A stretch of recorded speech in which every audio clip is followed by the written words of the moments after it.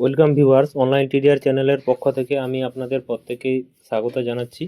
আমাদের যে online TDR YouTube channel আছে, তো ইউটিউব চ্যানেলের আমাদের একটা প্লে লিস্ট আছে, যেখানে লিস্ট অফ চিফ মিনিস্টার এর প্লে লিস্ট তৈরি করা হয় আর কি। তো ওইখানটাতে আমরা সচরাচর কী হয়, যখনই আমাদের কোনো রাজ্যের বিধানসভা ভোট হয় বা কোনো কেন্দ্রশাসিত অঞ্চলে, তারপর যখন আমাদের মুখ্যমন্ত্রী চেঞ্জ হয়, আমরা তখনই ওই লিস্টটাতে আমরা আপডেট নিয়ে আসি। তো আমরা এখানে যে ছবিটাতে আমরা এই ছবিটাতে দেখতে পাচ্ছি যে আমাদের এইখানে যে ছবিটাতে আমরা দেখতে পাচ্ছি, ইনি হচ্ছে দেবেন্দ্র ফডণবীস, যিনি মহারাষ্ট্রের নতুন মুখ্যমন্ত্রী হয়েছেন। এবং মহারাষ্ট্রের আগের মুখ্যমন্ত্রী ছিলেন একনাথ শিন্ডে। একনাথ শিন্ডে তিনি শিবসেনা দল থেকে ছিলেন, কিন্তু দেবেন্দ্র ফডণবীস বিজেপি থেকে। এবং ইনি হলেন অজিত পাওয়ার, ইনার হচ্ছে এনসিপি পার্টি থেকে ইনি এসছেন।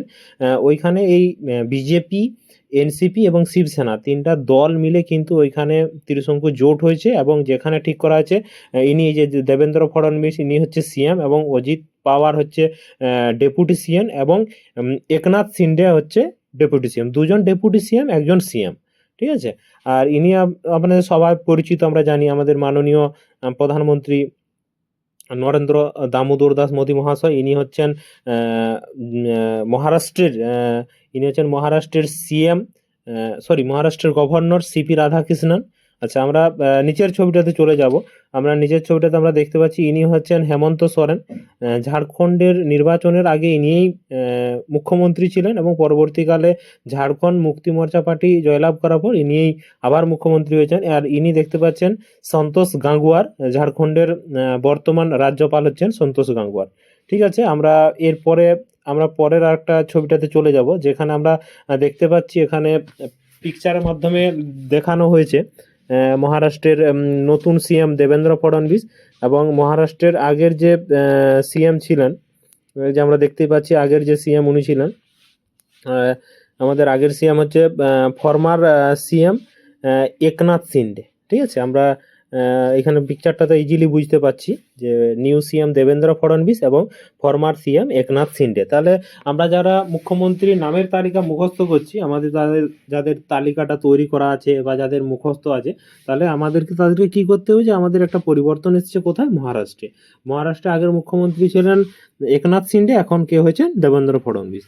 উপমুখ্যমন্ত্রী ব্যাপারটা খুব একটা পরীক্ষায় আসে না, আমাদের মুখ্যমন্ত্রীর নামটাই মূলত জিজ্ঞেস করা হয়, কিন্তু আমরা আলোচনার খাতিরে কিন্তু উপমুখ্যমন্ত্রীর নামটাও কিন্তু জেনে থাকবো।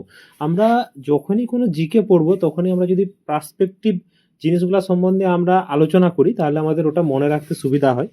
আমাদের আরেকটা স্লাইড এখানে তৈরি করা আছে, যেখানে একটা স্লাইডে আমরা দেখতে পাচ্ছি ঝাড়খণ্ডের নিউ সিএম হেমন্ত সোরেন, এবং সিএম বিফোর ইলেকশন, অর্থাৎ ইলেকশনের আগে হেমন্ত সোরেনই ছিলেন। আমরা ওখানে ফর্মার কথাটা লিখতে পারবো না, কারণ যেহেতু উনি চেঞ্জ হননি। চেঞ্জ হলে হয়তো আমরা ফর্মার কথাটা লিখতে পারতাম। তাহলে আমরা দুটো যে বিধানসভা ভোট হয়েছে, আমরা দুটো বিধানসভা ভোটে দেখতে পেলাম। মহারাষ্ট্রের বিধানসভা ভোটে এখন বিধানসভা ভোটের পর যিনি মুখ্যমন্ত্রী হয়েছিলেন দেবেন্দ্র ফডণবীস, এবং আগে যিনি মুখ্যমন্ত্রী ছিলেন একনাথ শিন্ডে।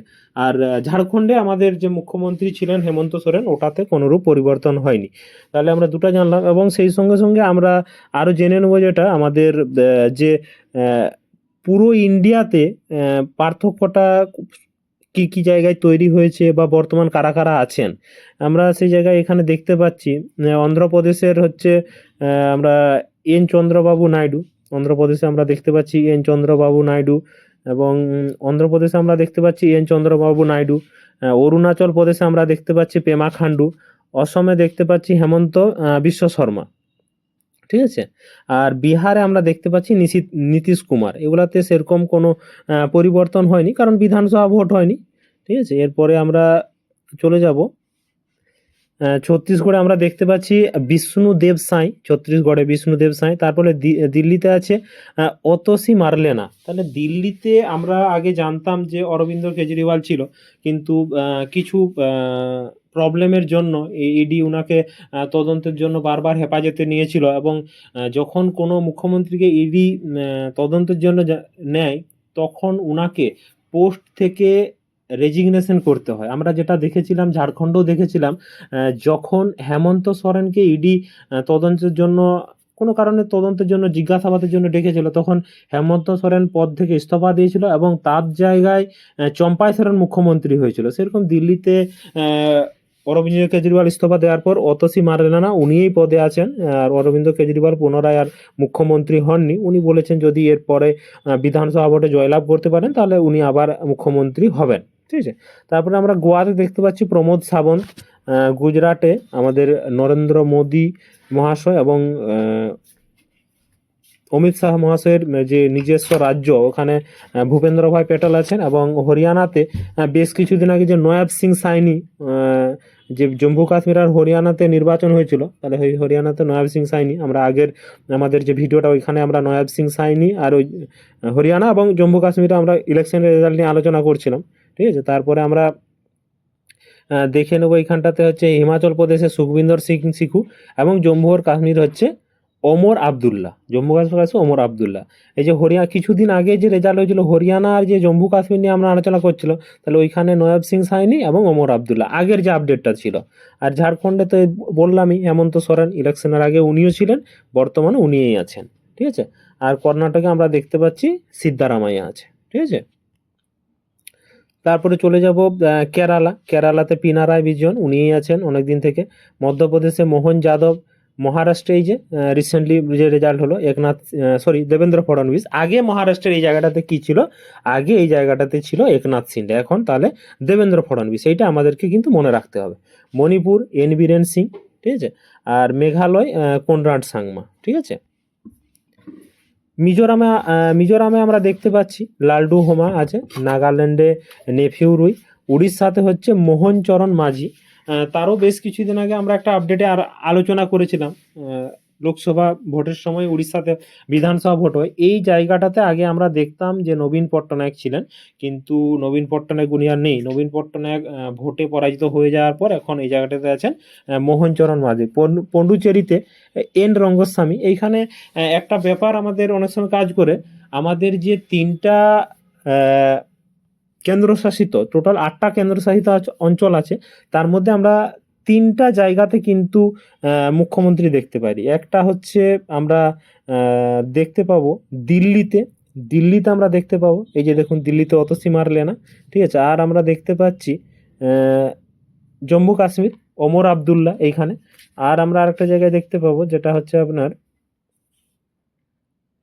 পডুচেরি। এই 3টা কেন্দ্রশাসিত অঞ্চলে বিধানসভা আছে আর কি। আর পাঞ্জাবে ভগবন্ত মান আমরা সবাই জানি, ঠিক আছে। তারপরে রাজস্থানে হচ্ছে ভজনলাল শর্মা, সিকিমে হচ্ছে প্রেম সিং তামাং, তামিলনাড়ু হচ্ছে MK স্ট্যালিন, তেলেঙ্গানা হচ্ছে আনুমুল্লা রভন্ত রেড্ডি, ত্রিপুরা মানিক সাহা, উত্তরপ্রদেশ যোগী আদিত্যনাথ, ঠিক আছে। উত্তরাখণ্ড পুষ্কর সিং ধামি, ওয়েস্ট বেঙ্গল আমাদের রাজ্য মাননীয় মমতা ব্যানার্জি মহাশয়। তাহলে আমাদের যে 28টা রাজ্য এবং 3টা কেন্দ্রশাসিত অঞ্চলে যে মুখ্যমন্ত্রী হয় তার তালিকা আমরা জানলাম এই বিষয়ে। আমরা আরেকটু এই জায়গাতে একটু জেনে নেওয়ার চেষ্টা দেখবো আর কি, আমরা ম্যাপের সাহায্যে একটু এটা রিয়েলাইজ করার চেষ্টা করব, তাহলে আমাদের অনেক সময় এটা সুবিধা হয়, ঠিক আছে। ম্যাপের সাহায্যে আমরা এইখানে দেখব, এইখানে ম্যাপে আমরা যেটা দেখতে পাচ্ছি যে এখানে টোটাল 2টো অ্যালায়েন্সের কথা বলা আছে, তো আমরা দেখতে পাচ্ছি এখানে আমাদের 2টো অ্যালায়েন্সের কথা টোটাল বলা আছে। আমরা ম্যাপে ওই জিনিসটাই হাইলাইট করার চেষ্টা করব। এখানে 2টো অ্যালায়েন্সের কথা বলা আছে, একটা হচ্ছে এখানে আমরা টোটাল অ্যালায়েন্সগুলো লক্ষ্য করতে পারবো, যেটা হচ্ছে এখানে দেখুন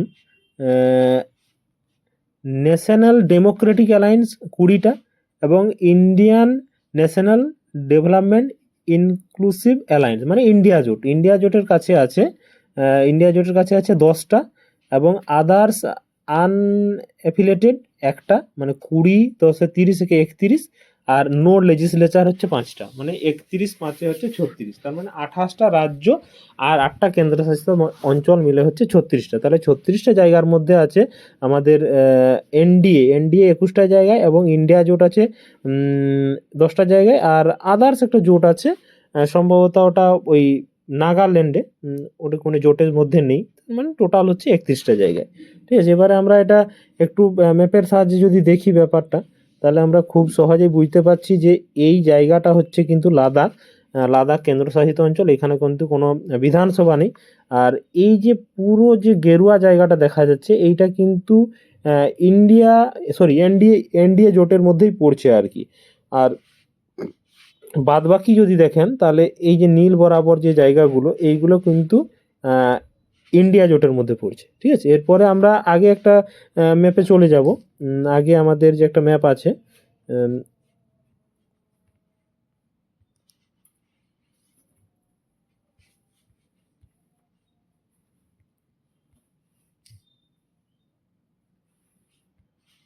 এই ম্যাপটাতে আমরা এখানে স্টেট ওয়াইজ দেখতে পাবো। তো এখানে ওটা যেমন জোট ভিত্তিক দেওয়া ছিল, তো এটা টোটাল স্টেট ওয়াইজ দেওয়া আছে। আমরা এইখানে দেখতে পাচ্ছি যেমন এই যে এই জায়গাটা রিসেন্টলি ভোট হয়েছে জম্মু কাশ্মীর। ঠিক আছে, তার নিচে এই জায়গাটাতে